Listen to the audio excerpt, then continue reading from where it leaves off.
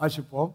உங்கள் பாவங்களினாலேயும் உங்கள் மாம்ச விருத்த சேதனம் இல்லாமையினாலும் மரித்தவர்களாய் இருந்த உங்களையும் அவரோடு கூட உயிர்ப்பித்து அக்கிரமங்கள் எல்லாவற்றையும் உங்களுக்கு மன்னித்து. நெக்ஸ்ட் போடுங்க.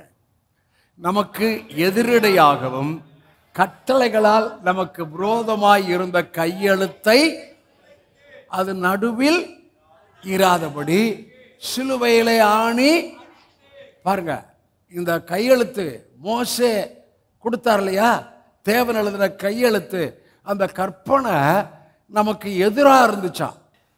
அப்ப நமக்கு எதிராக இருந்த கையெழுத்தை, நமக்கு விரோதமாய் இருந்த கையெழுத்தை அது இனிமே நடுவில் இராதபடி அது என்ன பண்ணாராம், குழைச்சு.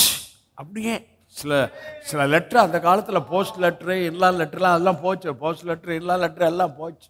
ஆமாம், சில தப்பாக எழுதிடுவோம். அதை அந்த மைய போட்டு கிறுக்குன்னு கிறுக்கி அதை அவங்க வாசிக்கக்கூடாது. அதை தாப்பா பிரசவம் பண்ணிட்டு இருக்கிறான் நம்ம ஆட்கள். அப்புறம் நம்ம பெரிய பரிசுத்தவான் மாதிரி பெரிய சாதனையாளர் மாதிரி மக்கள் ஏமாந்துட்டு இருக்கிறாங்க. அந்த கையெழுத்தை குழைச்சாச்சையா. மோசேயின் மூலம் கற்பனை எழுதப்பட்ட எழுத்து, அந்த கையெழுத்தை நமக்கு விரோதமாய் இருந்தது, எதிராய் இருந்தது, நமக்கு இனிமே நடுவில் இராதபடி அதை என்ன பண்ணிட்டாரு, குழைச்சிட்டாரு. சிலுவையில் ஆணி அடிச்சிட்டாரு. ஏமான், இனிமே உங்க துவக்கம் சிலுவை. இனிமே நம்ம துவக்கம், அப்ப துவக்கம் நம்ம துவக்கமே சிலுவை. நம்ம துவக்கம் இயேசுவின் இரத்தம். நம்ம துவக்கம் இயேசுவின் பாடு, மரணம், அடக்கம், உயிர்த்தெழுதல். நம்ம துவக்கம் அவரோடு கூட அடக்கம் பண்ணப்பட்டு அவரோடு கூட எழுந்து அவரோடு கூட உன்னதங்களிலே உட்கார வைத்தார்.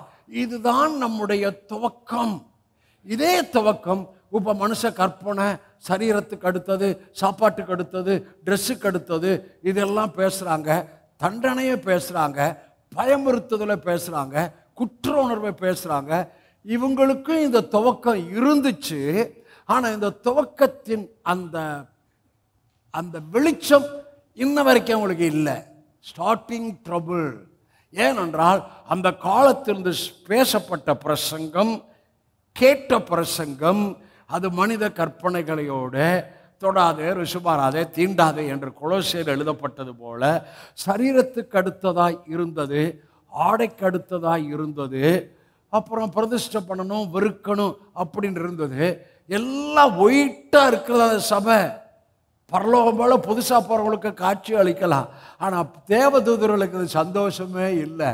அவங்களுக்குள்ள இருக்கிற ஆவியானவருக்கு அவங்க பேசுகிற பிரசங்கம் சந்தோஷம் இல்லை, இல்லவே இல்லை.